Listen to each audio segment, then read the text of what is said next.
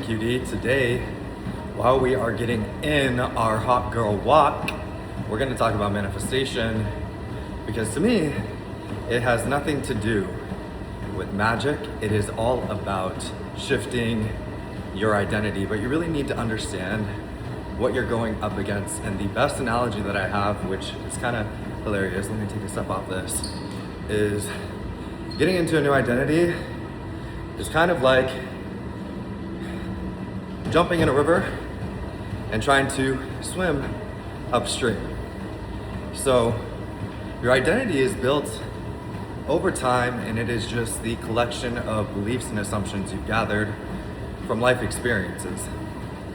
Now, when we want to manifest something new, what we're really doing is stepping into an identity that will allow for us to show up in new environments, attract in new people, and new experiences.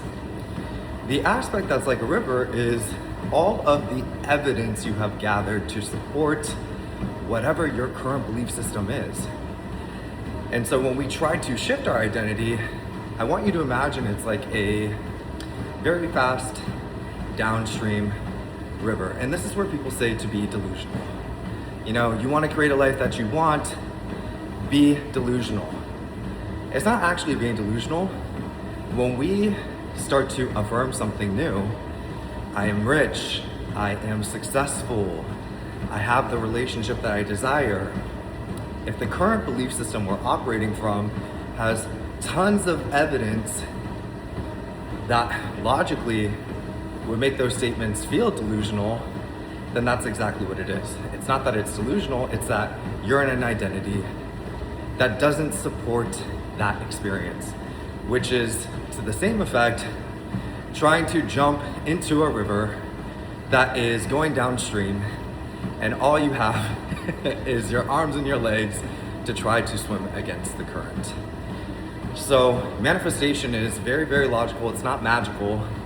It is about stepping into an identity and taking a systematic approach that allows for you to sustainably assume a new version of you and embrace those experiences. What does that actually mean? Again, we want to imagine this like a river. So I'm going to have thoughts, feelings, behaviors, and I'm automatically going to be placing myself in environments that reinforce whatever identity I'm currently in. That's the flow of the river. That's everything you're going against. So what we want to do is come in with the proper tools, the proper affirmations, nervous system regulation, education, ways that we're influencing ourselves. That is going to be like, instead of just jumping in the river and trying to swim upstream and then getting carried downstream and getting frustrated and feeling hopeless, now we have a boat, now we have an engine, and now we have gasoline to navigate up this river until we can take a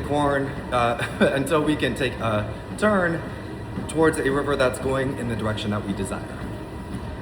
And you have to be strategic with this, because your brain needs to be exposed to experiences that allow for you to gather evidence to support the beliefs that you're practicing and doing. It is unrealistic to assume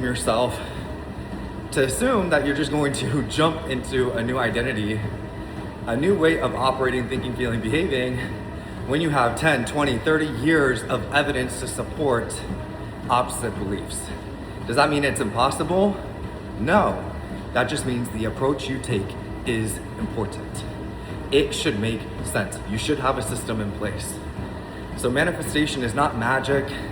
It's not illogical. You don't need to be delusional. You can be very systematic and intentional with how you organize yourself so that it makes sense.